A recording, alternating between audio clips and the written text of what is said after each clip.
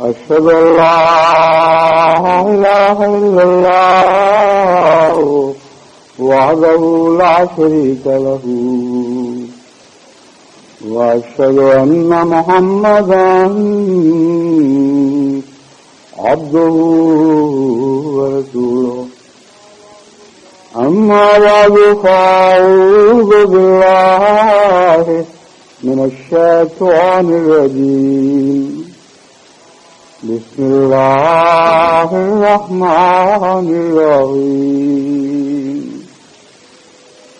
الحمد لله رب العالمين الرحمن الرحيم مالك يوم الدين إياك نعبد وإياك نستعين اهدنا الصراط المستقيم صراط الذين أنعمت عليهم غير المغضوب عليهم ولا الضالين.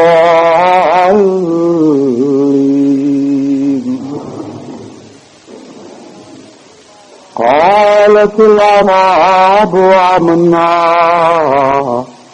قل لم تؤمنوا ولكن قولوا أسلمنا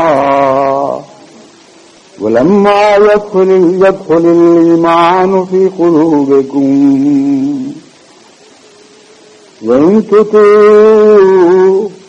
وإن تطيعوا الله ورسوله لا يلدكم من أعمالكم شيئا إن الله غفور رحيم. 1974 میں پاکستان میں جو خونی ڈرامہ کھیلا گیا اور بہت ہی ایک گھناؤنی سازش کے نتیجے میں بالآخر پاکستان کی بدنصیب اسمبلی نے ایک ایسا فیصلہ کیا جو جمہوریت کی تاریخ کا بدترین فیصلہ ہے اور جس نے پاکستان سے ہمیشہ کے لیے پاکستانی سیاست کی جڑیں اکھیڑ دیں اور سیاست کو ہمیشہ کے لیے ملا کا غلام بنا دیا. ویسی ہی سازشیں ان دنوں بنگلہ دیش میں چل رہی ہیں اور وہی کردار ہیں اس ڈرامے کے، وہی اس ڈرامے کی فکریں اور سوچنے کرنے والے لوگ ہیں اور اسی قسم کے ہتھیار دوبارہ استعمال کیے جا رہے ہیں. بالکل صاف وہی ہاتھ دکھائی دیتے ہیں، وہی طرز فکر ہے، وہی سازشیں اور ویسی ہی ظالمانہ کارروائیاں آج کل بنگلہ دیش میں جاری ہیں. ان کا آغاز دراصل چند سال پہلے ہوا تھا، یعنی جب جنرل ارشاد برسر اقتدار تھے. ان دنوں میں ہمیں مصدقہ اطلاعات اس بات کی ملی کہ کویت میں رابطہ عالم اسلامی کا اڈا ہے اور وہاں مختلف اسلامی ممالک سے ان کے مذہبی وزراء کو دعوت دے کر بعض معاملات پر جو مخفی رکھے گئے غور کرنے کے لیے بلایا گیا. انہی معاملات میں سے ایک یہ بھی تھا کہ بنگلہ دیش میں بھی احمدیوں کو غیر مسلم اقلیت قرار دینے کی کوششیں کی جائیں. اس کی اطلاعیں جب ہمیں ملی تو میں نے جماعت بنگلہ دیش کو متنبہ کیا کہ ابھی سے تیاری کریں، یہ گہری سازش ہے اور یہاں ختم ہونے والی نہیں، کیونکہ اس کے پیچھے سعودی عرب کے تیل کی دولت چار فرما ہے اور دولت سے انسانوں کی عقلوں پر پردے ڈال دیتی ہے، دولت کی حرص انسان کے اندر کر دیتی ہے. بنگلہ دیش ایک غریب ملک ہے اور خطرہ ہے کہ وہاں کے صدر اس حرص میں آ کر ویسی ہی کارروائیاں شروع نہ کر دیں جیسے پاکستان میں کی گئی تھیں. کچھ معاملہ آگے بڑھا کہ وہ صدر اپنے منصب سے ہٹا دیے گئے اور دوسری حکومت برسر اقتدار آئی. موجودہ حکومت میں بھی وہی کاروائیاں افسر نو شروع کی گئی ہیں، لیکن اس دفعہ مرکز سویت نہیں بلکہ قرائن بتاتے ہیں کہ ایوان صدر پاکستان میں یہ سازشیں منتقل ہوئی ہیں اور وہاں کے وزیر مذہبی امور اس میں پوری طرح ملوث ہیں. چنانچہ وزیر اعظم بنگلہ دیش نے جو گزشتہ پاکستان کا دورہ کیا، اس کے بعد معلوم ہوتا ہے کچھ فیصلے ایسے ہوئے ہیں جن کے نتیجے میں باقاعدہ اسی طرز پر، اسی نہج پر ایک مہم چلائی گئی جس کا آغاز چند روز پہلے جماعت احمدیہ کے مرکز جو 4 بخشی بازار ڈھاکہ میں ہے، یعنی ہیڈ کوارٹر جن کو کچھ کم کہتے ہیں، وہاں علماء کے گروہ نے اپنے چیلے چانٹوں کے ساتھ اچانک حملہ کیا اور جتنے احمدی وہاں اس وقت موجود تھے ان کو بری طرح زد و کوب کیا اور بعضوں کی حالت کافی دیر تک خطرے میں معلق رہی اور جانکنی کی حالت میں رہے، لیکن اللہ تعالی کے فضل سے سب بڑے حوصلے میں رہے اور خدا نے فضل فرمایا کہ کوئی جان ضائع نہیں گئی. ایسی جانیں ضائع تو نہیں جایا کرتی، جان دینے والے ہمیشہ کی زندگی پا جاتے ہیں، مگر اردو محاورے کے مطابق میں یہ کہہ رہا ہوں کہ کوئی جان ضائع نہیں گئی اور خدا کے فضل سے ان سب کو نیکیاں کمانے کے لیے ایک اور زندگی کا دور عطا کر دیا گیا ہے. اس وحشیانہ حملے میں تمام عمارتوں کا ایک مجموعہ ہے، ان کو آگ لگا دی گئی. فرنیچر وغیرہ قیمتی چیزیں ساری اکٹھی ڈھیریاں کر کے ان کو آگے لگائی گئیں اور قرآن کریم کی بے حد بے حرمتی کی گئی. ایسی تصاویر وہاں سے اخباروں میں شائع ہوئی ہیں کہ ہر قسم کے تراجم قرآن کریم کے یا بغیر ترجموں کے قرآن وہ باہر خاک میں پھینکے ہوئے، آدھے جلے ہوئے یا پورے جلے ہوئے، اور ان کے عنوانات سے صاف پتہ چلتا ہے یا جو تحریریں کچھ پڑھی جاتی ہیں یہ قرآن کریم ہے. تو یہ وحشیانہ حرکت جیسی پاکستان میں کی گئی تھی ویسی ہی بنگلہ دیش میں کی گئی، لیکن ایک فرق کے ساتھ. پاکستان میں جو ڈرامہ چلا گیا اس کا آغاز ربوہ کے اسٹیشن پر ہونے والے واقعے سے ہوا، جو ایک گہری سازش کے مطابق اس رنگ میں ترتیب دیا گیا کہ ان کو امید تھی کہ ایسی بےہودہ حرکتوں کے نتیجے میں ربوہ کے نوجوان مشتعل ہوں گے اور وہ ضرور جوابی کارروائی کریں گے. چنانچہ ایسا ہی ہوا اور اس کے نتیجے میں ملا کو اور حکومت کو ایک بہانہ ہاتھ آ گیا. فوری طور پر تمام پاکستان کے ذرائع مواصلات میں ریڈیو، ٹیلی ویژن اور اخبارات کے ذریعے جھوٹی خبریں سارے ملک میں مشتہر کی گئیں جو انتہائی اشتعال انگیز تھیں. یہاں تک کہا گیا کہ اہل ربوہ نے معصوم نوجوان مسلمانوں کی آنکھیں نکال دیں، ان کے جگر چبا گئے وغیرہ وغیرہ. عجیب و غریب قسم کی بےہودہ اشتعال انگیز باتیں سارے ملک میں مشہور ہوئیں. بلکہ مجھے یاد ہے کہ ہزارے میں تو ایک مولوی بالٹی میں بکروں کی آنکھیں لیے پھرتا تھا اور بتا رہا تھا قسم کھا کر کہ یہ وہ آنکھیں ہیں جو مسلمان معصوموں کی آنکھیں ہیں جو اہل ربوہ نے نکالی تھیں. بالٹی بھری ہوئی آنکھوں کی وہاں پہنچ گئی تھی. اس قسم کی جاہلانہ حرکتوں میں حکومت پوری طرح ملوث تھی اور تمام ذرائع ابلاغ اس جھوٹ کی تشہیر کر رہے تھے اور عوام الناس کو یقین دلایا جا رہا تھا کہ ربوہ میں بہت ہی بڑا ظالمانہ حملہ مسلمان طلباء پر کیا گیا ہے اور بڑی شدید قسم کی ظالمانہ کارروائی کے نتیجے میں بہت سی جانیں خطرے میں ہیں وغیرہ وغیرہ. اس کے اثر، اس کا لازمی اثر جو پڑنا تھا وہ یہ تھا کہ سارے ملک میں فسادات کی آگ پھیل گئی اور کثرت کے ساتھ یعنی ہزاروں کی تعداد میں احمدی دکانیں جلائی گئیں، مکانات جلائے گئے، بہت سے احمدی شہید ہوئے. بہت ہی ظالمانہ طریق پر اس انتقامی کارروائی کو آگے بڑھایا گیا جس کو حکومت کی سرپرستی حاصل تھی. اور ایسی تصاویر ہمارے پاس موجود ہیں کہ حملہ ہو رہا ہے، شہید کیا جا رہا ہے احمدیوں کو، ان کے گھروں کو آگ لگائی جا رہی ہے اور پولیس ساتھ کھڑی ہے، مجسٹریٹ ساتھ کھڑے ہیں اور ان کی نگرانی میں کارروائی ہو رہی ہے۔ تو غالباً ان کا یہ خیال تھا کہ اس حملے کے نتیجے میں جگہ جگہ اشتعال پیدا ہوگا اور احمدی جوابی کارروائی کریں گے، لیکن اس واقعہ سے پہلے ہی ان کو میں بار بار وصیت کر چکا تھا کہ آپ نے صبر سے کام لینا ہے اور ان کے ہاتھوں میں نہیں کھیلنا۔ چنانچہ ڈھاکہ میں جو واقعہ ہوا اس میں کوئی جوابی کارروائی مقامی احمدیوں نے نہیں کی اور خالصتاً یک طرفہ ظلم کا نشانہ بنایا گیا، مگر بڑے صبر اور حوصلے کے ساتھ انہوں نے تکلیفیں اٹھائیں۔ یہ سازش اس طرح بے نقاب ہوتی ہے کہ ویسی تھی جیسے پہلے تھی کہ یک طرفہ ظالمانہ کارروائی کے باوجود جبکہ مقابل پر کوئی اشتعال انگیز کارروائی کسی قسم کی بھی نہیں ہوئی، اچانک سارے ملک میں جہاں جہاں احمدی جماعتیں ہیں ان کے اوپر علماء کر دوڑے اور برسر عام حکومت کو دھمکی دی کہ اب ہم ان کا قتل عام کریں گے، ورنہ تم ہمارا مطالبہ تسلیم کرو اور ان کو غیر مسلم اقلیت قرار دے دو۔ بنگلہ دیش اور پاکستان میں ایک فرق ہے کہ وہاں کی سیاست نسبتاً زیادہ باہوش ہے اور وہاں کے دانشور بھی نسبتاً زیادہ عقل رکھتے ہیں، چنانچہ سوائے ایک آدھ ملا کے اخبار کے تمام اخبارات نے اس واقعہ کو واقعہ کی شدید الفاظ میں مذمت کی۔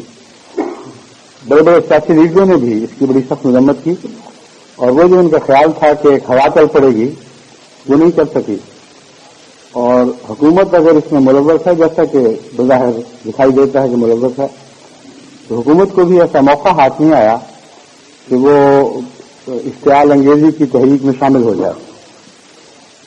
لیکن ایک حرکت حکومت نے یہ کی کہ اس واقعہ کے مان بعد پاکستان کے بدترین علماء جو شرپسندی میں شہرت رکھتے ہیں اور غلیظ گندی زبان بولنے میں ان کا شاید دنیا میں ثانی نہ ہو، ان کو وہاں بلوایا گیا اور مکہ معظمہ سے بھی علماء کو بلایا گیا۔ آخر اچانک تو یہ اکٹھے نہیں ہوئے، ایک طرف ظلم کی کارروائی ہو رہی ہو، دوسری طرف اس کی تائید میں مزید علماء کو باعث دعوت دینا، یہ ثابت کرتا ہے کہ حکومت اس میں لازماً ملوث ہے، ورنہ دنیا کی کوئی شریف حکومت اپنے شہریوں کے خلاف اشتعال انگیزی کے لیے باہر سے سرپسندوں کو دعوت نہیں دیا کرتی۔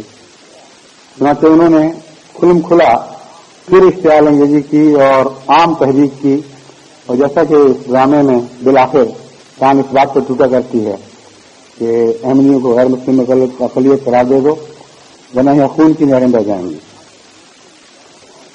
جہاں تک خون کی نہروں کا تعلق ہے، جماعت احمدیہ بنگلہ دیش خدا کے فضل سے بڑی بہادر جماعت ہے، کمزور ہے لیکن دل کی کمزور نہیں، اور ایمان بہت قوی ہے۔ چنانچہ مجھے بنگلہ دیش کے امیر صاحب کی طرف سے یہ یقین دہانی بار بار ملی ہے کہ آپ فکر مند ہیں، فکر کریں، دعائیں بے شک کریں، اور خطرات بھی بہت ہیں، لیکن ہر احمدی ایک چٹان کی طرح ثابت قدم ہے اور ہر قربانی دینے کے لیے تیار ہے۔ وہ مظلوم جن کو شدید تکلیف پہنچائی گئی اور بہت بری طرح زدوکوب کیا گیا، ان میں سے ایک بھی نہیں ہے جس نے اف کی ہو یا شکایت کی ہو کہ میرے ساتھ یہ ہو گیا۔ اس لیے انہوں نے یقین دلایا ہے کہ آپ مطمئن رہیں، ساری دنیا کی جماعتوں کو بے شک یہ اطلاع ہو کہ اللہ تعالیٰ کے فضل سے بنگلہ دیش میں کوئی احمدی پیٹھ دکھانے والا احمدی نہیں ہے۔ اگر کوئی واقعہ مزید ہوا تو ہر احمدی خدا تعالیٰ کے فضل کے ساتھ قربانیوں کے لیے اکٹھا ایک جان کی طرح اپنے آپ کو پیش کرے گا۔ یہ وہ حالات ہیں مختصر جن کے جو بے ارادہ شرارت کے طور پر سازش کے نتیجے میں وہاں پیدا کیے گئے اور پیدا کیے جا رہے ہیں۔ اور آج کی اطلاع یہ ہے کہ علماء کی طرف سے، جیسا کہ پہلے بھی ہوا کرتا تھا، کہ جلوس پہلے چھوڑ بخشی بازار ڈھاکہ میں جہاں جماعت کا ہیڈ کوارٹر ہے اس کی طرف پہنچا، وہاں تو عمارت تو کوئی باقی بچی نہیں تھی جو جس کو مزید جلایا جاتا، لیکن ارد گرد سے بہت سے مخلصین وہاں پہنچے ہوئے تھے اس عہد کے ساتھ کہ اگر اب کچھ ہوا تو ہم ہر قسم کی قربانی پیش کریں گے. اس لیے اندر تو وہ نہیں گئے، لیکن شدید گند بکتے ہوئے، گالیاں دیتے ہوئے، غیر مسلم قرار دیے جانے کے مطالبوں کا اعلان کرتے ہوئے وہ آگے بڑھے اور اسمبلی کی طرف گئے، اور اسمبلی میں باقاعدہ یہ مطالبہ پیش کیا گیا اور اسپیکر نے اس کو قبول کیا. بلکہ ایک اطلاع کے مطابق یہ پہلے ہی پیش کیا جا چکا تھا، جبکہ اسپیکر کی نمائندگی نے اس کو قبول کر لیا تھا. اب یہ ایک عوامی کارروائی کے طور پر غالباً دوبارہ پیش کیا گیا ہے کہ احمدیوں کو غیر مسلم اقلیت قرار دے دو.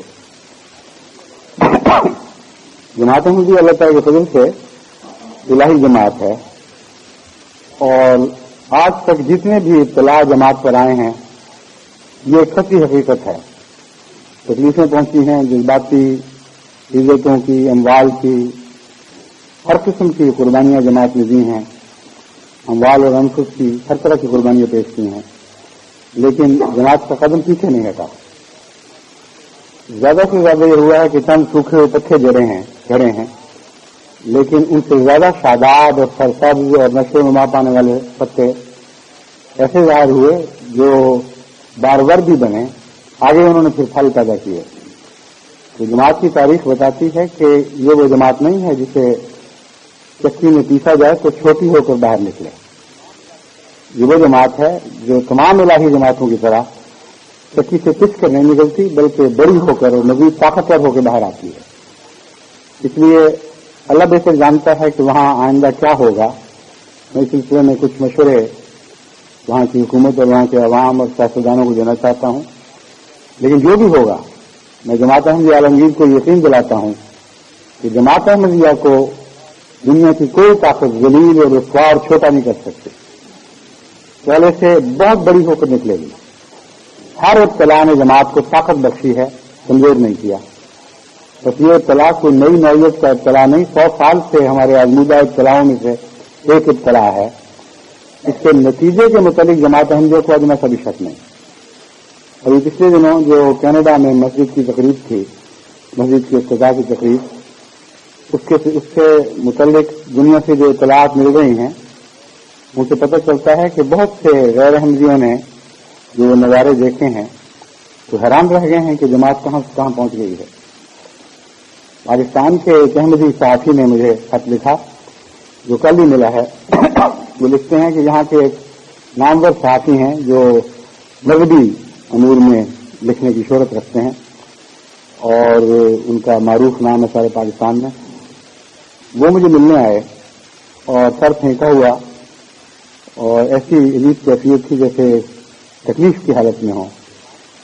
اور انہوں نے مجھے بتایا کہ رات میں نے ایک احمدی کے گھر وہ ڈھاکہ میں منعقد ہونے والی مسجد کی افتتاحی کارروائی دیکھی، اور ساری رات میں اس بات پر پچھتاتا رہا کہ ہم کیا کر بیٹھے اور کیا ہماری عقلوں پر گزری، ہم نے کیا کر دیا کہ جماعت احمدیہ کو خدا کے فضل تو میں نہیں کہا، اس کے نتیجے میں جماعت احمدیہ کو اتنی بڑی ترقیات نصیب ہو گئی. ہمارے ذہن و گمان میں بھی یہ بات نہیں تھی. یعنی الفاظ بیانی وہ نہیں ہے، لیکن جو مضمون مجھے لکھا گیا اس کا ماحصل یہ ہے جو میں آپ کو بتا رہا ہوں. تو یہ جو خیال ہے یہ دن بدن بڑھ رہا ہے. ایک اہل حدیث اخبار کی تحریر بھی میں نے وہاں پڑھ کے سنائی تھی، اور اس سے بھی پتہ چلتا ہے کہ بالآخر وہ وقت آ پہنچا ہے کہ یہ شدید ترین مخالفین بھی محسوس کرنے لگے ہیں کہ ہماری کوششیں حقیقت میں ناکام رہی ہیں، نامراد رہی ہیں، برعکس نتیجے پیدا کرنے والی ہیں. اور جماعت احمدیہ کو کمزور کرنے کے بجائے ہم اپنی کاروائیوں کے نتیجے میں ان کے لیے مزید طاقت کا سامان پیدا کر چکے ہیں. دراصل ملا نے کیا طاقت بخشی ہے کسی کو؟ ہوتا یہ ہے کہ ملا کی ہر ذلیل کارروائی کے نتیجے میں اللہ تعالیٰ طاقت بخشتا ہے، اور یہ بات ان کو دکھائی نہیں دے رہی. اگر یہ بات عوام الناس کو سمجھ آ جائے یا دانشوروں کو ہی سمجھ آ جائے تو آئندہ ان کے جو لاہ عمل ہیں وہ اس کی روشنی میں بالکل بدل جائیں گے. لیکن مشکل ان کے لیے یہ ہے کہ اگر ہمیں چھوڑ دیں تب ہم ترقی کرتے ہیں، ہمارے پیچھے پڑیں تب ہم ترقی کرتے ہیں. یہ بیچارے جائیں تو کہاں جائیں؟ حضرت مسیح موعود علیہ الصلوۃ والسلام کے اوپر حضرت مسیح کا ہی یہ مشہور مقولہ صادق آتا ہے کہ میں کونے کا پتھر ہوں، جو مجھ پر گرے گا وہ پاش پاش ہو جائے گا، میں جس پر گروں گا وہ پاش پاش ہو جائے گا. تو حضرت مسیح موعود علیہ الصلوۃ والسلام کی جماعت تو وہ کونے کے پتھر کی جماعت ہے جو چن کر ایسا پتھر وہاں نصب کیا جاتا ہے جو سب سے زیادہ شدید ہو. یعنی شداء والکفار کے معنوں میں لفظ شدید استعمال کر رہا ہوں، سب سے زیادہ طاقتور ہو، اور اس پر کوئی چیز گرتی ہے تو اپنا سر توڑتی ہے، وہ جس پر گرتا ہے اس کا سر توڑتا ہے. تو ہمیں چھوڑیں تو تب مارے جائیں، نہ چھوڑیں تو تب مارے جائیں. یہ کریں کیا؟ ایک ہی راہ ہے کہ ایمان لے کے آئیں.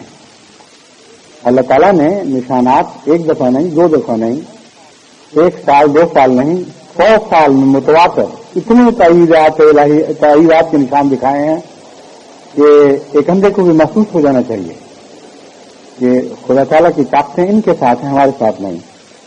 ورنہ ہر بار ہر مخالفانہ کارروائی کا الٹ نتیجہ نکلنا کیا معنی رکھتا ہے؟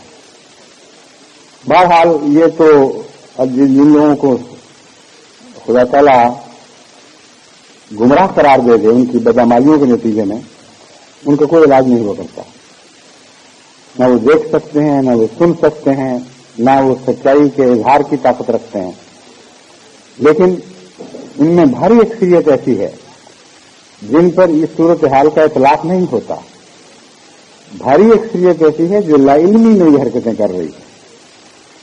یہ صرف چند ہیں گنتی کے رہنما ان کو کہہ لیں یا بدنصیب لیڈر کہہ لیں، جو بھی ان کو نام دیں، رہنمائی کی صلاحیتوں سے محروم ہیں اور غلط صلاحیتوں کے استعمال کے نتیجے میں ہر دفعہ قوم کو ہلاکت کی طرف لے کے جاتے ہیں.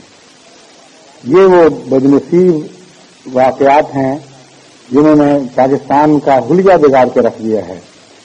جب سے پاکستان قائم ہوا ہے مسلسل مولوی کے مظالم اور غلط رہنمائی کے ذریعے کے نتیجے میں قوم کا حال بد سے بدتر ہوتا چلا جا رہا ہے. میں بنگلہ دیش کے رہنے والوں کو نصیحت کرتا ہوں کہ اگر ان میں یہ طاقت نہیں کہ مذہب کی تاریخ کا گہری نظر سے مطالعہ کریں اور قدیم تاریخ تک نگاہ دوڑائیں تو مذہب کی تاریخ حاضرہ پر نظر ڈالیں. جماعت احمدیہ کے 100 سال کس بات کی شہادت دے رہے ہیں؟ کیا حقیقتیں ان کے سامنے کھول رہے ہیں؟ یہ تو کوئی دور کی بات نہیں، یہ تو آج کی زندہ تاریخ ہے جو ان امور کو کھول کھول کر ان کے سامنے رکھ رہی ہے. تو اس سے نصیحت رکھیں، ان کو حقیقت میں پاکستان کے حالات کا گہری نظر سے مطالعہ کرنا چاہیے اور دیکھنا چاہیے کہ وہاں کیا ہوا. موجودہ وزیر اعظم اگر اس میں ملوث ہیں، جیسا کہ میں بیان کر رہا ہوں کہ شرائط بتاتے ہیں کہ ملوث ہیں، تو ان کو اتنا سوچنا چاہیے کہ اس سے پہلے جنہوں نے یہ کارنامے سر انجام دیے تھے ان سے خدا کی تقدیر نے کیا سلوک کیا. اور یہ ملا لوگ جو ان کو یہ جا کر کہتے رہے ہیں کہ اگر تم ہمارے ساتھ ہو جاؤ تو ہمیشہ کے لیے تمہارا نام زندہ رہ جائے گا، تمہارے مخالف ختم ہو جائیں گے، تمہارے مد مقابل سیاستدانوں کی سیاست ختم ہو جائے گی اور تمہیں دوام بخشا جائے گا، اور علاوہ بھی یہ روحانی سیرا بھی ہم تمہارے سر پہ باندھیں گے. کیا وہ یہ موجودہ وزیر اعظم یہ دیکھ نہیں سکتے کہ یہی سیرا باندھنے والے ہاتھ پھر پھانسی کا پھندا بھی پہنایا کرتے ہیں اور ان ہاتھوں کا کوئی اعتبار نہیں.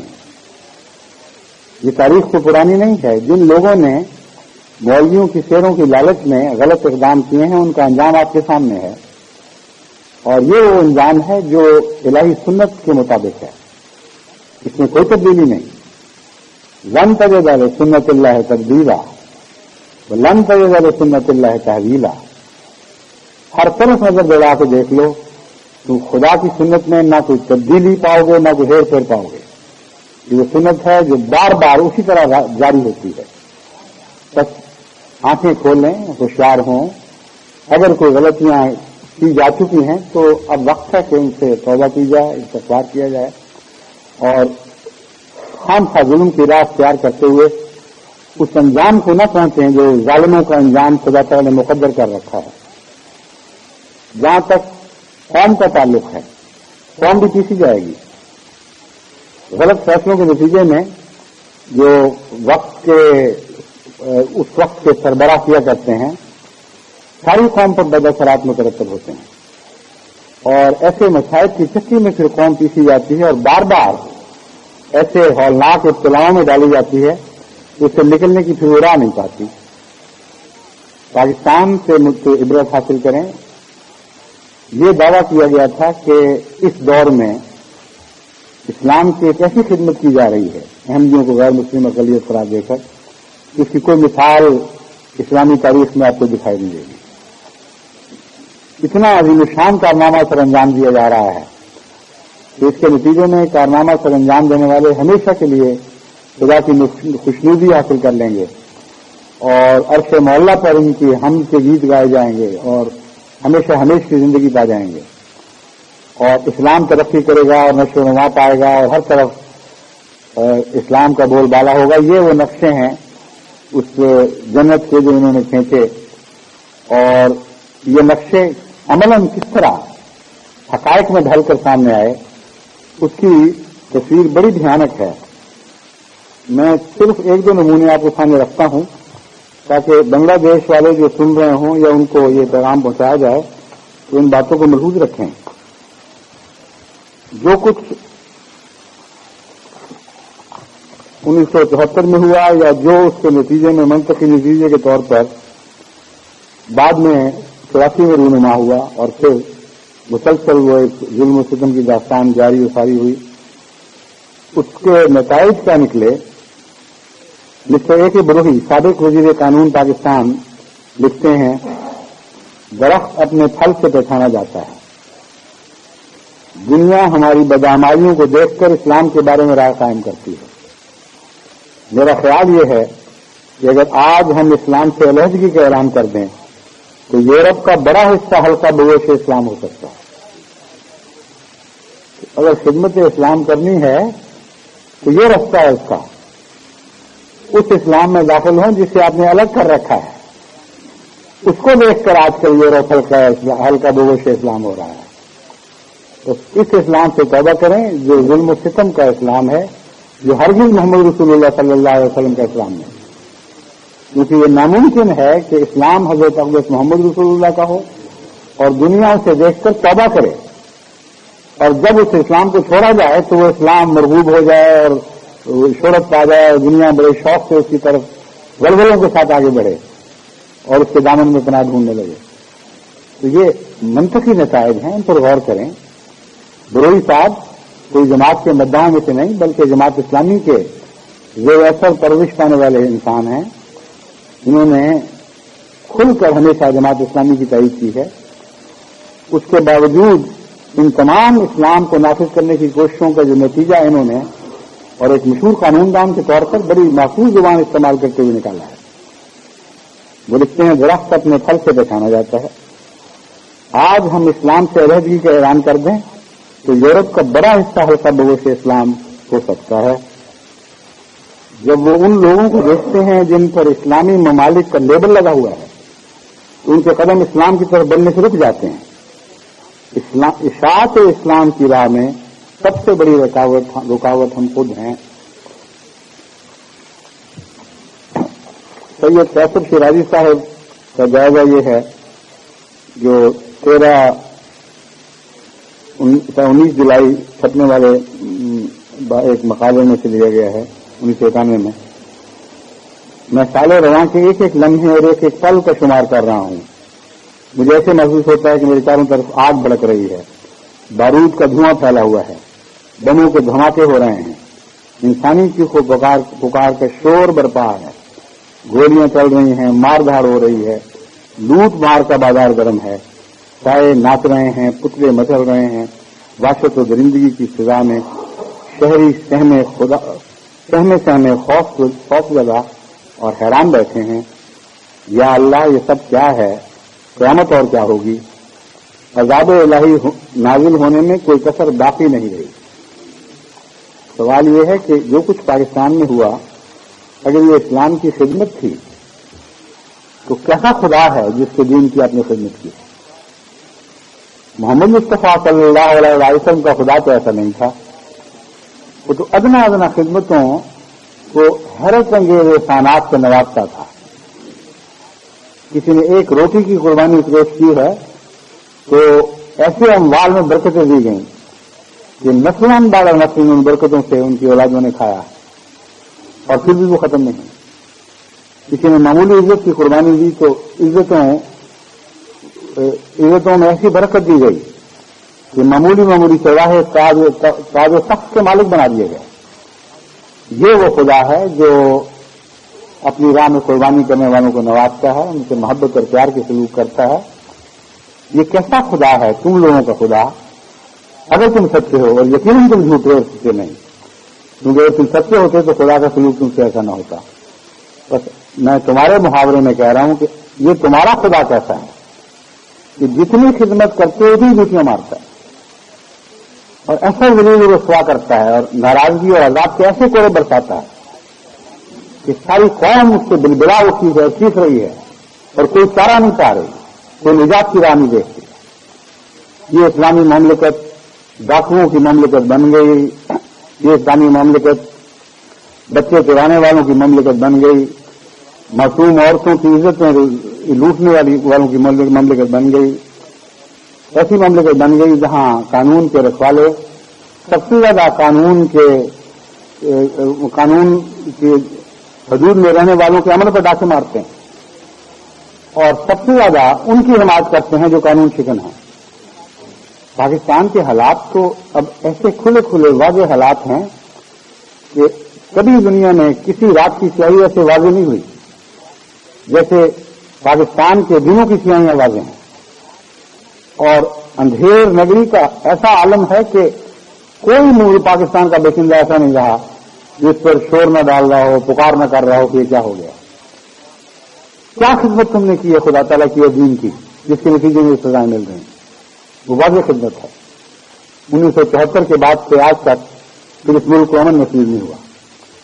تو بنگلہ دیش کی صدر کی وزیر اعظم محترمہ کو اور وہاں کے دانشوروں کو میں سمجھاتا ہوں، ایک غریبانہ عاجزانہ نصیحت ہے کہ ان جہالتوں کا ارادہ نہ کریں جو ظلمات بن کر آپ کو ایسا گھیر لیں گی کہ ان ظلمات سے نکلنے کی کوئی راہ نہیں پائیں گے۔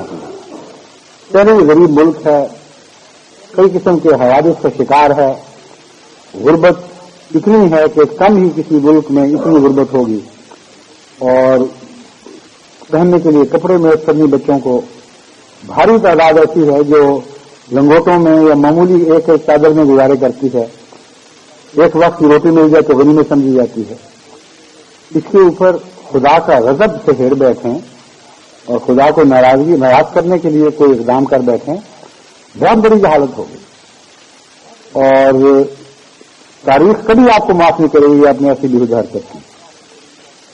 ملا آپ کو اسلام کے نام پر یہ کہتے ہیں کہ عظیم شان خدمت ہے، کیونکہ نعوذ باللہ من ذالک ایک شخص نے حضرت محمد رسول اللہ کی نبوت پہ ڈاکہ ڈال دیا، آپ کی خاتمیت پہ ڈاکہ ڈال دیا۔ ایسا بےہودہ محاورہ ہے جو رسول اللہ صلی اللہ علیہ وسلم کی گستاخی ہے۔ کون ہے، کس ماں نے وہ بچہ جانا ہے جو محمد رسول اللہ کی عزت پر ڈاکہ ڈال سکے، آپ کی نبوت پہ ڈاکہ ڈال سکے؟ کوئی پیدا ہی نہیں ہوا ایسا، اور پیدا ہو تو خدا کی تقدیر اس کا نام و نشان دنیا سے مٹا دے گی۔ بس یہ محض بےہودہ محاورے ہیں جن میں کوئی حقیقت نہیں ہے، سوائے جھوٹ کے، سوائے فساد کے یہ زبان اور کوئی پیغام نہیں دیتی۔ لیکن عوام الناس ظاہر بلکہ سیاستدان بھی جہالت میں مبتلا ہو کر بعض دفعہ ان جھوٹے کھوکھلے نعروں سے متاثر ہو جاتے ہیں۔ ڈاکہ ڈالا، کیسے ڈاکہ ڈالا؟ تم سے پوچھے، اور پھر اگر تمہیں کوئی غیرت ہے تو صرف رسول کی غیرت رہ گئی ہے اور خدا کی غیرت کوئی نہیں۔ آج دنیا میں بھاری اکثریت انسانوں کی ایسی ہے کہ انہوں نے خدا کی خدائی پہ تمہارے محاورے کے مطابق ڈاکے ڈال رکھے ہیں۔ جو بت پرست ہیں آج ان کی اکثریت ہے دنیا میں، جنہوں نے خدا کے بیٹوں کو خدا بنا لیا، خدا کے رسولوں کو خدا کا بیٹا بنا لیا، ان کی بھاری اکثریت ہے، اور وہ تمہارے محاورے کے مطابق خدا کی خدائی لوٹ بیٹھے، خدا کی عزتوں پر ہاتھ ڈال بیٹھے، اور اس کے باوجود تمہارے کانوں پہ جوں تک نہیں رینگتی۔ ہندوستان میں جو کچھ ہو رہا ہے اس سے تمہیں کوئی توجہ نہیں ہے۔ جہاد کرنا ہے تو پھر ان ممالک میں جہاد کرو جہاں مسلمانوں پر ظلم و ستم توڑے جا رہے ہیں، اور وہاں مولویوں کو سب سے آگے بھیجنا چاہیے، کیونکہ کہتے ہیں کہ ہمیں شوق شہادت سب سے زیادہ ہے۔ یہ جو جنگ بندی لائن تھی کشمیر کی، اس سے بیچاروں کو روکا کیوں گیا؟ مولویوں کو چاہیے تھا کہ کھیت کی کھیت وہاں بھجوا دیتے تاکہ ایک دفعہ یہ شوق شہادت کو پورا کرتے، لیکن سب سے پیچھے رہتے ہیں۔ جہاں واقعات موت کا خطرہ سامنے دکھائی دے وہاں یوں لگتا ہے کہ سانپ چونک گیا، اور جہاں کوئی کمزور نہتے بے بس لوگوں پر ظلم کا معاملہ ہو وہاں شیروں کی طرف دن بناتے ہوئے آگے بڑھتے ہیں۔ مجھے 1974 کے دوران کی باتیں یاد ہیں۔ ایک گجرانوالے کے گاؤں پر کچھ مولوی بہت بڑا جلوس لے کر حملہ آور ہوئے تھے، اور قریب تھا کہ وہ سارے اس بیچارے معصوم کمزور احمدی گاؤں پر تل پڑتے کہ کسی نے اطلاع دی کہ وہ بھی آگے سے تیار بیٹھے ہیں، آگے بڑھنا تو ہوش سے آگے جانا، کیونکہ وہ ہیں تھوڑے لیکن مرنے کے لیے تیار بیٹھے ہیں، اور کہتے ہیں کہ ہم ایک کے بدلے میں 10 مار کے مریں گے۔ اس خبر سے سارا جلوس مضبوط ہو گیا، اور آپس میں باتیں شروع ہوئی کہ کون آگے بڑھے۔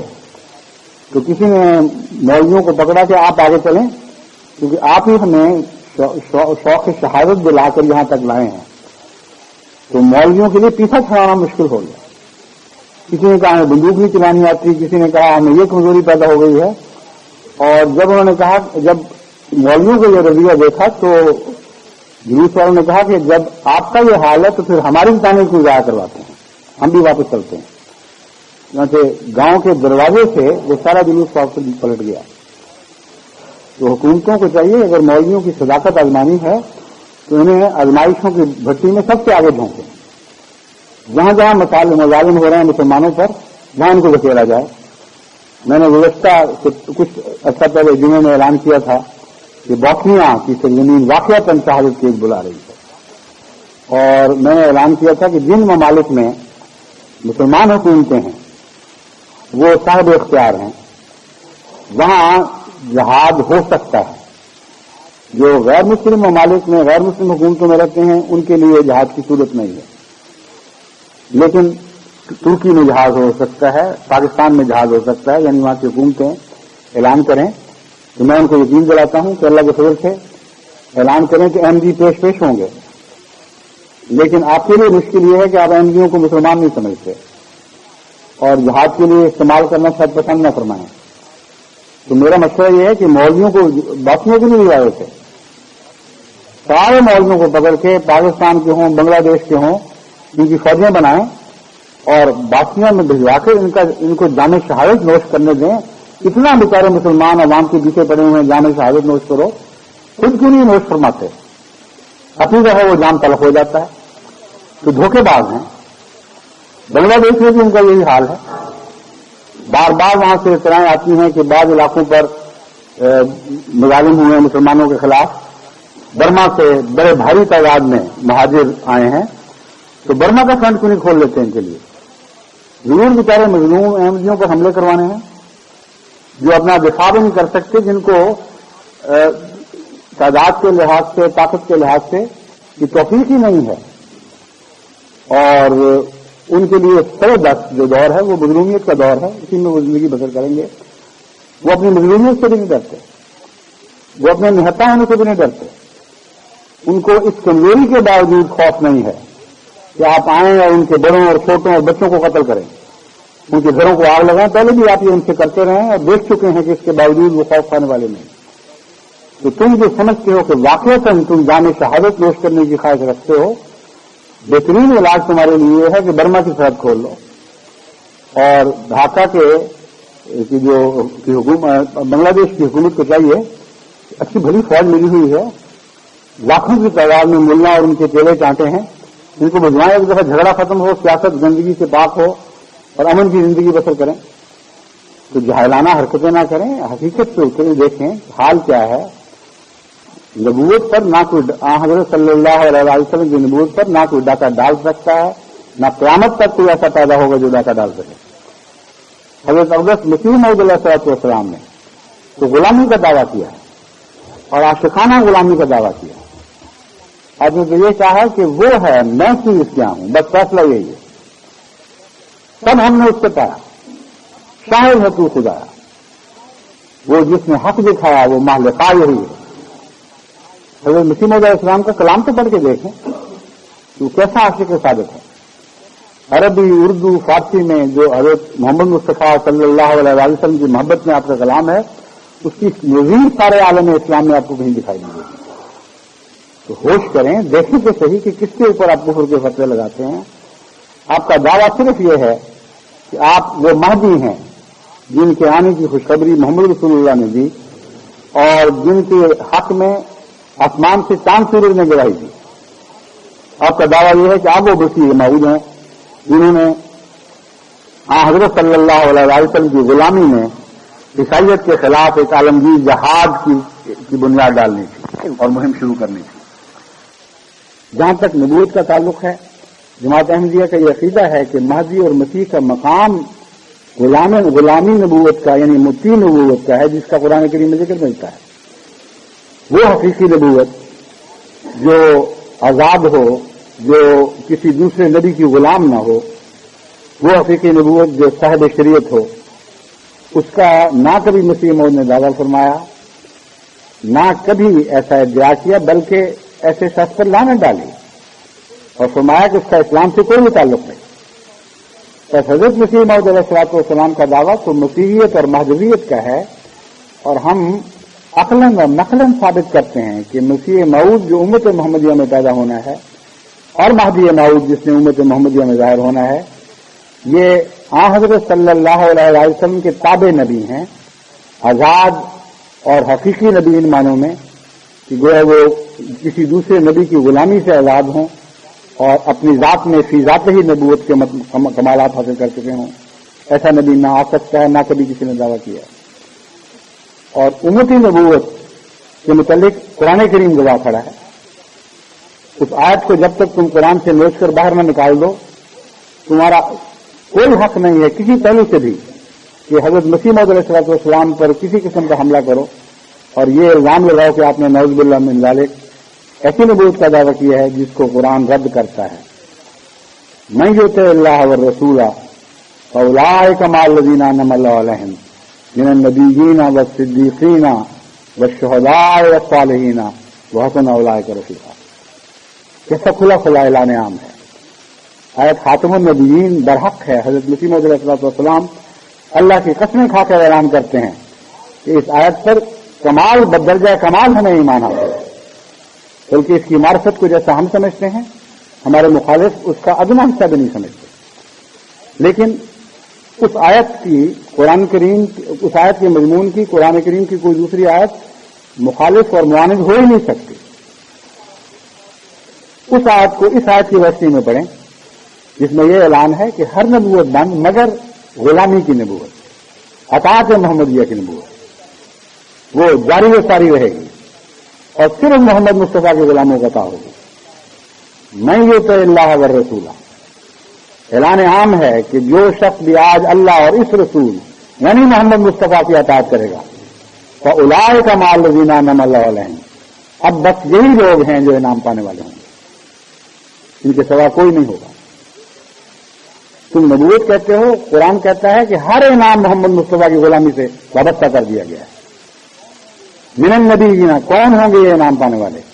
من النبیین، نبیوں میں سے ہوں گے، والصدیقین، صدیقوں میں سے ہوں گے، والشہداء، شہداء میں سے ہوں گے، والصالحین، اور صالحین میں سے ہوں گے، وحسن اولئک رفیقا، کیسے اچھے ساتھی مل گئے تم نبیوں میں سے ہو گئے، نبیوں کا ساتھ عطا ہو گیا، صدیقوں، شہیدوں، صالحین میں سے ہو گئے، لیکن ایک شرط ہے اطاعت محمد مصطفیٰ اور کامل اطاعت۔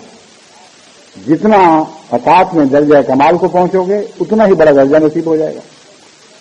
بس حضرت مسیح موعود علیہ السلام نے تو یہ دعویٰ کیا ہے کہ جو کچھ میں نے پایا ہے محمد مصطفیٰ کی غلامی اور اطاعت سے پایا ہے، اور اسے تم وہ حقیقی نبوت قرار نہیں دے سکتے جس کی راہیں بند ہیں، یعنی وہ نبی جو ہمیشہ کے لیے اولو الامر ہوگا، قیامت تک اس کے لفظ کو کوئی بدل نہیں سکتا، وہی حاکم ہے، حکمران ہے، نہ صرف اپنے زمانے کا بلکہ ہمیشہ آئندہ آنے والے زمانوں کا۔ اس پر تم نے یہ فساد بچا رکھا ہے، اس پر شور ڈالا ہوا ہے، تم کل خدا کو کیا جواب دو گے؟ لیکن خدا کل پر ادھار نہیں رکھا کرتا۔ ایسے بدبختوں کو جو کلام الہی کو توڑ مروڑ کے اپنے وحشیانہ مقاصد کے لیے استعمال کرتے ہیں، دنیا میں بھی سزائیں دی جاتی ہیں۔ اور وہ تاریخ جس کا میں نے مختصر ذکر کیا ہے، حال کی تاریخ، وہ اس بات پر گواہ کھڑی ہے کہ بعد کے زمانے کی باتیں جو مرنے کے بعد دیکھی جائیں گی، اس دنیا میں بھی خدا پھر نہیں بخشے گا اور سزا پر سزا دیے چلے جائے گا۔ بنگلہ دیش کے رہنماؤں کو میں نصیحت کرتا ہوں کہ عقل سے کام لیں، ہوش کے ناخن لیں، اور اپنی قوم کو اس خار مجلس میں نہ دھکیل دیں جس میں جاتے ہوئے تو دیکھا جاتا ہے، وہاں سے نکلتے ہوئے کبھی کسی کو نہیں دیکھا گیا۔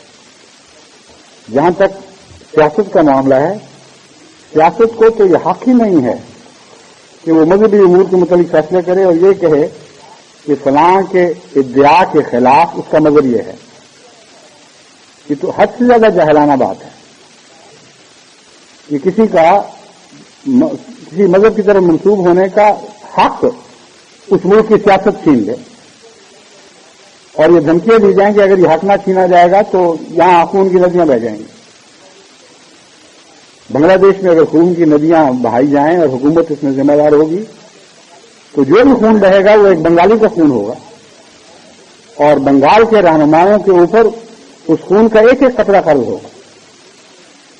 جو خون ملک کے باشندوں کا بہتا ہے، ملک کے باشندوں کا حق ہوتا ہے، مذہب اور ملت اور رنگ کی تفریق کے بغیر ہر شہری کا حق ہے کہ اس کی حکومت اس سے انصاف اور عدل کا معاملہ کرے، اور اس کا خون کا ایک ایک قطرہ تمہاری گردن پر ہوگا۔ اس بنگال میں اگر خون بہے گا تو بنگالی کا بہ رہا ہوگا، نہ مسلمان کا نہ ہندو کا۔ مظلوم کا خون تو نہ مذہب رکھتا ہے نہ رنگ رکھتا ہے، وہ مظلوم ہی کا خون ہوتا ہے۔ بس اللہ تعالیٰ تم لوگوں کو عقل دے۔ جہاں تک سیاست کا تعلق ہے، سیاست کو زیب ہی نہیں دیتا کہ وہ ایسے مذہبی امور میں دخل دے جس کے لیے سیاست بنائی نہیں گئی۔ سیاست کی دنیا ایک الگ دنیا ہے، اور پھر ایسے امور میں دخل دے جہاں خدا نے دخل دینے کی کسی کو بھی اجازت نہ دی ہو۔ یہ ملا دعوے کرتے ہیں کہ فلاں وجہ سے یہ غیر مسلم ہے، فلاں وجہ سے غیر مسلم ہے، اپنی ان کی عمریں کٹ گئیں، 1400 سال گواہ ہیں، ایک دوسرے کو کافر اور غیر مسلم قرار دیتے تھے، اور اتنے بھیانک الزام لگائے ہیں ایک دوسرے پر، اور اتنی شدت کے ساتھ کفر پر فتوے لگائے ہیں، اور اس اصرار کے ساتھ اعلان کیا ہے کہ فلاں فرقہ اور اس کے تمام افراد نہ صرف غیر مسلم بلکہ جہنمی ہیں، کہ یہاں تک بھی لکھا ہے کہ جو شخص اس فتوے میں شک کرے گا وہ بھی غیر مسلم اور جہنمی ہے۔ یہ سارے فتوے کھلے کھلے چھپے ہوئے موجود ہیں۔ بنگلہ دیش کی جماعت کو میں نے نصیحت کی ہے کہ فوراً ان کو شائع کریں اور سارے اہل بنگالہ کو بتائیں کہ یہ کون ملا ہے جو آج تم سے مخاطب ہو رہا ہے، کل یہ کیا کہا کرتا تھا جب احمدیت ابھی وجود میں ہی نہیں آئی تھی۔ اس وقت یہ مولوی ایک دوسرے کے خلاف کیا فتوے دیا کرتے تھے۔ ان کی باتوں پر چل کر تم کیوں اپنی سیاست کو تباہ کرتے ہو؟ یہ دراصل ایک سازش ہے، جیسا کہ پاکستان کے خلاف کی گئی تھی۔ احمدیوں کا تو خدا محافظ ہے اور مظلوم ہونے کے لحاظ سے بھی اللہ کی حفاظت میں ہے، لیکن سیاستوں کو تو خدا محافظ نہیں ہے۔ جب سیاستدان غلطیاں کرتے ہیں تو اس کے تلخ نتائج ان کی زندگی کا حصہ بن جاتے ہیں، یہ گھونٹ ان کو بھرنا ہی پڑتے ہیں۔ بس آج پاکستان کی سیاست جو اکھڑی ہوئی ہے اور دن بدن بے بس اور نہتی ہوتی چلی جا رہی ہے، اس کا ایک ہی علاج ہے کہ توبہ کرو اور غلط فیصلوں کو کالعدم قرار دو۔ جیسا کہ میں نے بیان کیا ہے، سیاست کو تو کیا کسی مذہبی رہنما کو بھی خدا تعالیٰ نے یہ حق نہیں دیا کہ کسی کو غیر مسلم قرار دے دے۔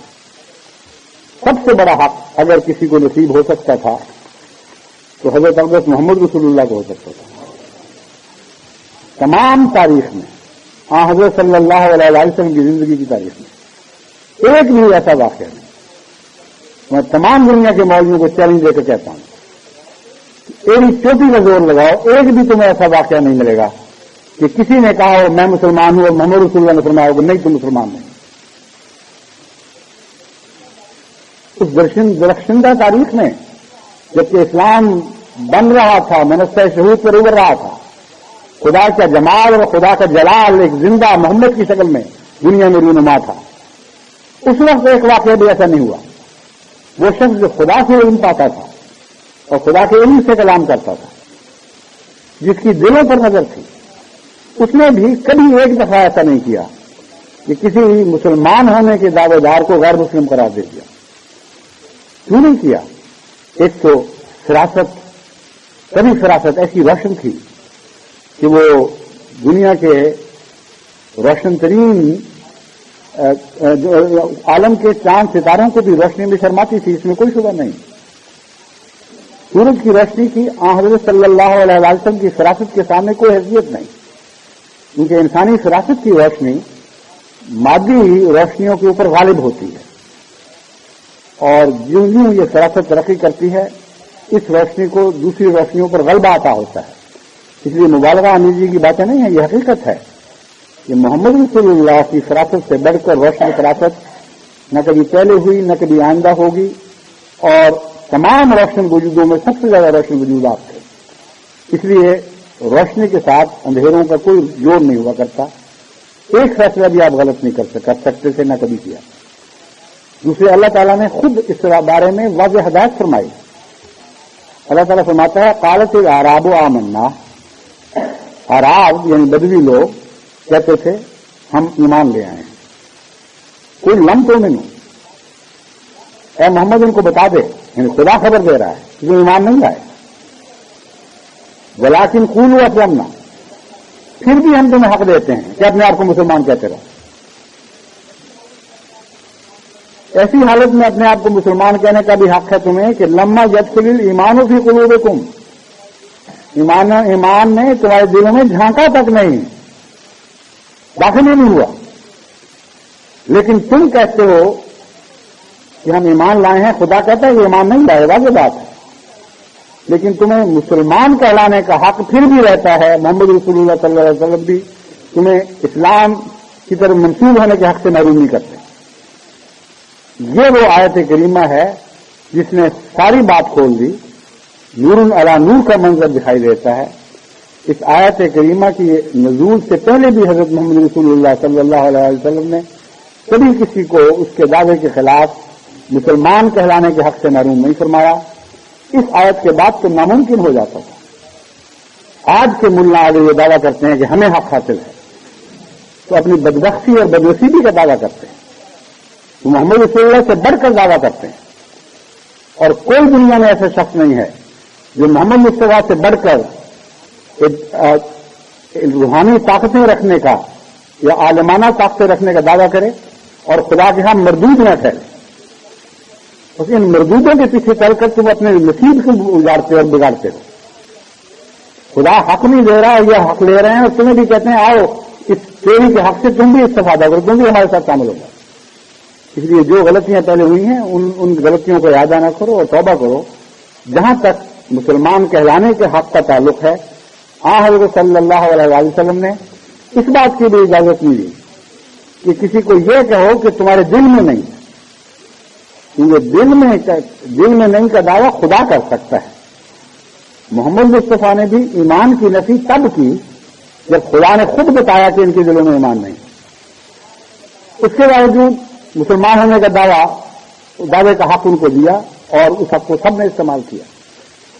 جہاں تک یہ بات کہنے کا تعلق ہے ایک عام آدمی کے لیے کہ تمہارے دل میں نہ ایمان ہے نہ اسلام، اس حقیقت اس کے اوپر اس صورتحال پر روشنی ڈالنے کے لیے یہ عظیم واقعہ میں آپ کے سامنے رکھ کر اس خطبے کو ختم کرتا ہوں۔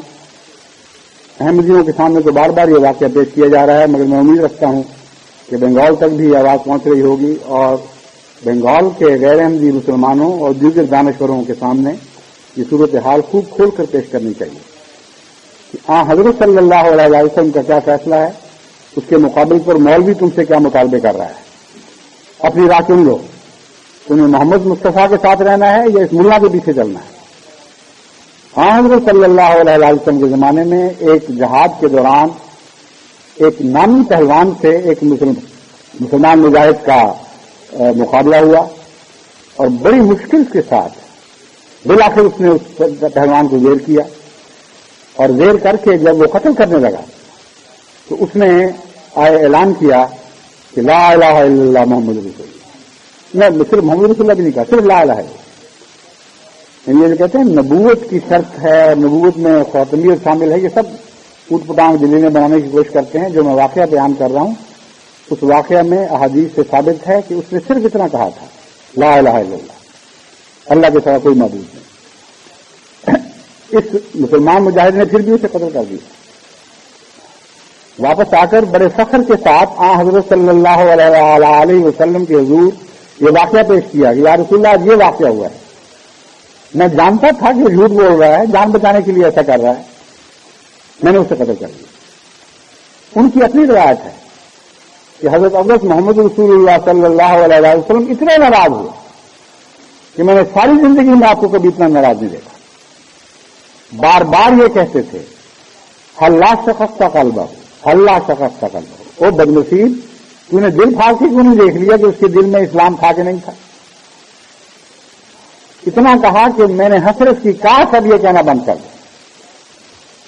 ایک اور روایت میں ہے کہ میں نے یہ کہا حسرت سے اس بات کی خواہش کی کاش میں آج سے پہلے مسلمان ہی نہ ہوا ہوتا کہ محمد رسول اللہ کی ایسی شدید ناراضگی مجھے نہ دیکھنی پڑتی۔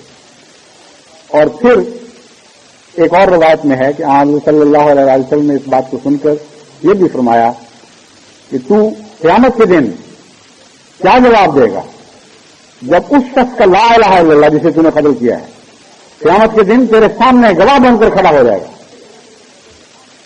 کہ تو نے ایک ایسے بندے کو قتل کیا ہے جو لا الہ الا اللہ پڑھ رہا تھا اور تو نے اسے تسلیم نہیں کیا۔ تو احمدی تو لا الہ الا اللہ محمد رسول اللہ کا ورد کرتے ہیں اور ورد جان ہے یہ کلمہ ان کا۔ اس کلمے کی خاطر احمدی جان و مال اور عزتوں کی قربانیاں پیش کر رہے ہیں۔ سال ہاں سال سے پاکستان کی گلیوں نے یہ گواہیاں دی ہیں کہ اس کلمے کی حفاظت اور عزت کی خاطر احمدی اور کسی چیز کی کوئی پرواہ نہیں کرتے۔ جیلوں میں پھونسے گئے، مارے گئے، گلیوں میں گھسیٹے گئے، ان کی عزتیں لوٹی گئیں، ان کے اموال چھینے گئے، ان کے گھروں کو جلایا گیا، لیکن کلمے کی حفاظت سے ایک قدم بھی یہ پیچھے نہیں ہٹے۔ ان کے خلاف تم دعویٰ کرتے ہو کہ یہ غیر مسلم ہے، تمہیں تو عقل نہیں ہے، تم تو عقل سے کلیتاً عاری ہو چکے ہو۔ لیکن بنگلہ دیش کے سیاستدان پر مجھے توقع ہے کہ وہ بہتر دانشوری کے نمونے دکھائے گا، انہیں عقل اور فہم عام دوسرے پاکستانی سیاستدانوں کے نسبت بہت زیادہ ہے۔ میرا تجربہ ہے، میں بنگال میں بہت پھر چکا ہوں، ان لوگوں میں عقل نسبتاً زیادہ ہے اور منطق کی بات کی جائے تو ضد نہیں کرتے اور سمجھ جاتے ہیں۔ اس لیے وقت ہے کہ بڑی تیزی کے ساتھ ان کو سمجھایا جائے اور ان کو بتایا جائے کہ عقل اور ہوش کے ناخن لو، اس خوفناک سازش کا نہ خود شکار ہو نہ قوم کو شکار ہونے دو، تمہاری نہ دنیا رہے گی نہ تمہارا دین رہے گا۔ ایک لا الہ الا اللہ کا مقابلہ کرنے کے لیے کسی میں طاقت نہیں ہے۔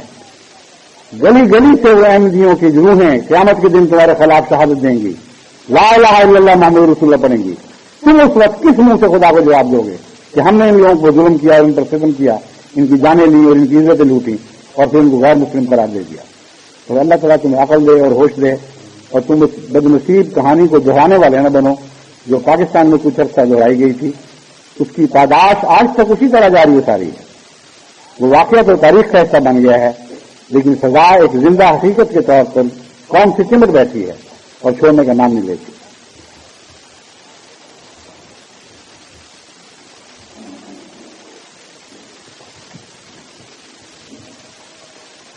الحمد لله نحمده ونستعينه ونستغفره ونؤمن به ونتوكل عليه ونعوذ بالله من شرور أنفسنا ومن سيئات أعمالنا من يهده الله فلا مضل له ومن يضلل فلا هادي له ونشهد أن لا إله إلا الله وحده لا شريك له ونشهد أن محمدا عبده ورسوله. کیونکہ سردیوں کے چھوٹے دن آ گئے ہیں اور اتنے چھوٹے ہو گئے ہیں کہ جمعے کا خطبہ ختم ہونے سے پہلے پہلے عصر کا وقت شروع ہو چکا ہوتا ہے. اس لیے حسب سابق جب تک یہ صورتحال کی مجبوری رہے گی ہم جمعے کی نماز کے ساتھ عصر کی نماز جمع کیا کریں گے. اور جب یہ دن اتنے لمبے ہو جائیں کہ جمعے کا وقت اور عصر کا الگ الگ ہو جائیں تو انشاءاللہ پھر حسب سابق جمعے اور عصر کی نمازیں الگ الگ پڑھی جایا کریں گی. عباد اللہ رحمکم اللہ ان اللہ یامر بالعدل والاحسان وایتاء ذی القربى وینہی عن الفحشاء والمنکر والبغی یعظکم لعلکم تذکرون. اذکروا اللہ یذکرکم وادعوہ یستجب لکم ولذکر اللہ اکبر.